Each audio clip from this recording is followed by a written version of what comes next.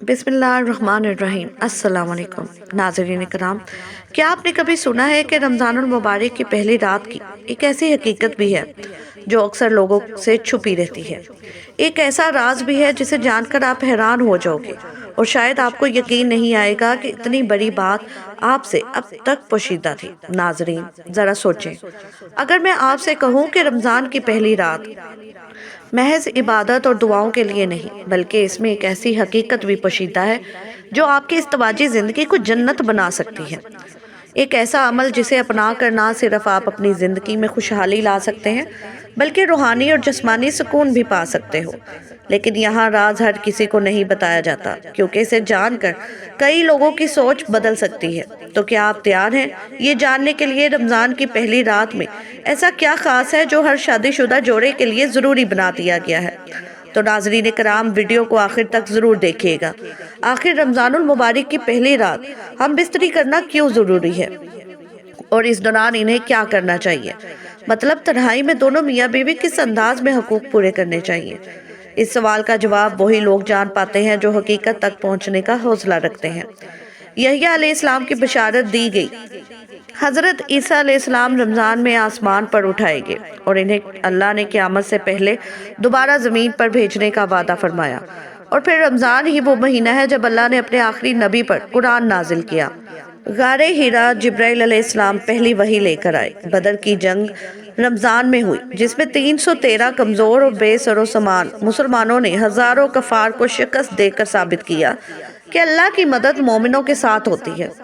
मक्का रमज़ान में फ़तह हुआ जब मेरे नबी और सहाबा इकराम फातिहा बनकर इस मुक़द्दस सरज़मीन में दाखिल हुए, और इसी महीने में तारीख़ कसब से अहम वाक़या शब कदर पेश आया, जिसमें फरिश्ते ज़मीन पर उतरे और अल्लाह ने एक रात की इबादत को 1000 महीनों की इबादत से ज़्यादा फजीलत अदा कर दी। यही रमज़ान है जिसमें ज़मीन के फैसले बदले जाते हैं, कौमों की तकदीरें बदली जाती है और अल्लाह अपनी रहमतों के दरवाजे खोल देता है। सोचो, अगर ये महीना अंबिया अलैहिस्सलाम के लिए आजमाइश रहमत और कामयाबी का ज़रिया था, तो हम कैसे सिर्फ इसे खाने पीने से रुकने की इबादत समझ सकते हैं? यही वो वक्त है जब आसमान पर फैसले लिखे जा रहे होते हैं, जन्नत के दरवाजे खोल दिए जाते हैं, जहन्नम के दरवाजे बंद कर दिए जाते हैं और फरिश्ते अल्लाह के हुक्म पर ज़मीन पर नाजिल होकर नेकियों को लिख रहे होते हैं। अब यहाँ ये सवाल पैदा होता है कि आखिर ये रमज़ान कब से लागू हुआ? रमज़ान के रोज़े कब फ़र्ज हुए?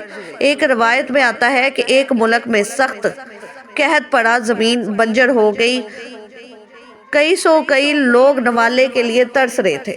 बच्चों की मासूम चीखें सुनकर दिल दहल जाता था, लेकिन मदद की कोई सूरत नजर नहीं आती थी।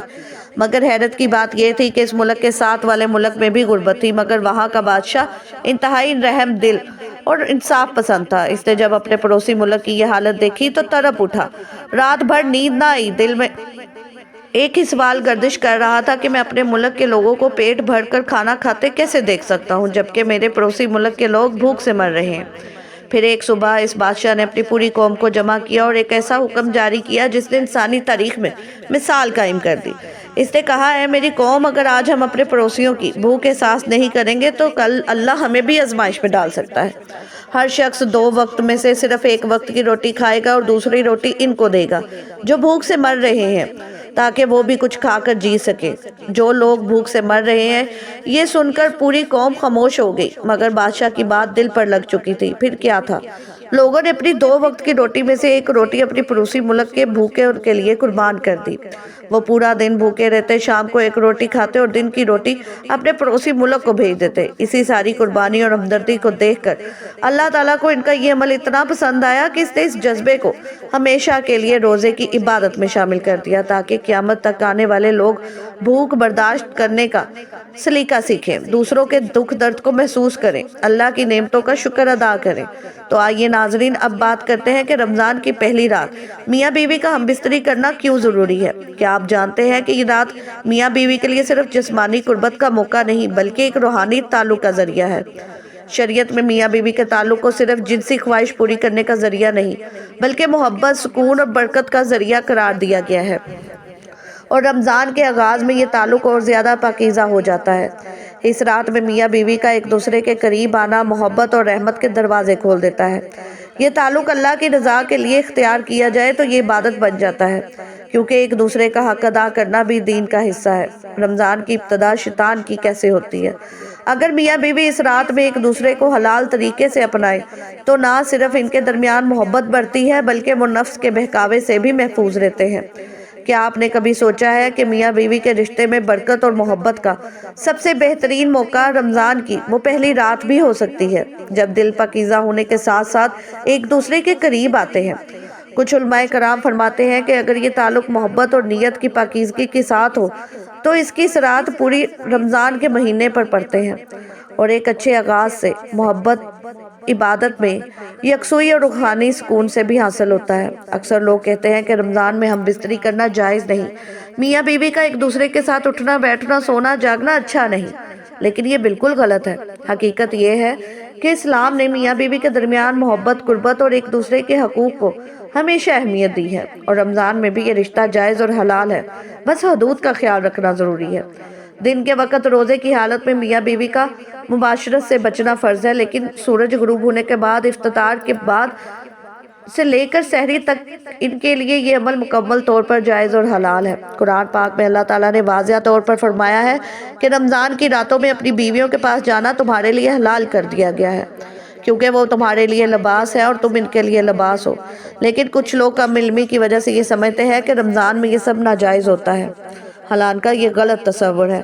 اسلام نے ہمیشہ توازن اور اعتدال کا سبق دیا ہے۔ اگر اللہ تعالیٰ نے خود اس تعلق کو حلال قرار دیا ہے تو پھر کسی انسان کو یہ حق نہیں پہنچتا کہ وہ اپنی طرف سے اسے ممنوع قرار دے۔ اصل بات یہ ہے کہ رمضان میں ہر عمل نیت کے مطابق ہوتا ہے۔ اگر میاں بیوی کا تعلق حدود میں رہ کر پاکیزہ نیت کے ساتھ ایک دوسرے کے حق کو ادا کرنے کے لیے ہو تو یہ باعث رحمت اور محبت کا ذریعہ بنے گا، اور یہی وہ خوبصورتی ہے جو اسلام نے اس تواجی زندگی میں رکھی ہے۔ اللہ تعالیٰ نے 3 طرح کی مخلوق پیدا فرمائی: نمبر 1 فرشتے، نمبر 2 انسان، اور نمبر 3 جانور۔ فرشتوں میں اللہ تعالیٰ نے عقل رکھی مگر شہوت نہیں رکھی، وہ ہر لمحہ اللہ کی عبادت میں مشغول رہتے ہیں، ان میں کوئی نفسانی خواہش نہیں، نہ ہی گناہ کرنے کا اختیار۔ دوسری طرف جانوروں میں شہوت رکھی مگر عقل نہیں، وہ صرف اپنی ضروریات پوری کرنے کے لیے جیتے ہیں، انہیں کوئی احساس نہیں کہ کیا جائز ہے اور کیا ناجائز، وہ نہ اپنے اعمال کا حساب دیں گے اور نہ ہی ان پر کوئی عذاب ہوگا۔ اور پھر آتا ہے انسان، جس میں فرشتوں والی بھی ایک چیز موجود ہے اور جانوروں والی بھی۔ انسان کو اللہ نے عقل دی، ساتھ میں شہوت بھی دی، تاکہ وہ آزمایا جا سکے، تاکہ دیکھا جا سکے کہ وہ کس راستے کا انتخاب کرتا ہے۔ اب ذرا غور کرو، اگر تمہیں عقل دی گئی مگر پھر بھی تم نے گناہ کیے، تم نے بدکاری کی، جھوٹ بولا، غیبت کی، حرام کھایا، فحاشی میں مبتلا ہوئے، تو پھر تم میں اور جانور میں کیا فرق رہ گیا؟ کیونکہ جانور کے اندر بھی وہی شہوت ہے جو تمہارے اندر ہے، مگر اس کے پاس عقل نہیں، تمہارے پاس تو ہے۔ اور اگر تم نے اسی شہوت کے باوجود نماز پڑھی، قرآن پڑھا، اللہ کا ذکر کیا، اپنے نفس کو قابو میں رکھا، تو پھر تم وہ ہو جو ہر مخلوق میں افضل ہو، یہاں تک کہ فرشتوں سے بھی، کیونکہ فرشتے تو صرف عبادت کے لیے پیدا کیے گئے، ان میں گناہ کا اختیار ہی نہیں، مگر تمہیں اللہ نے اختیار دیا، تمہیں گناہ کی راہ بھی دکھائی اور نیکی کا راستہ بھی۔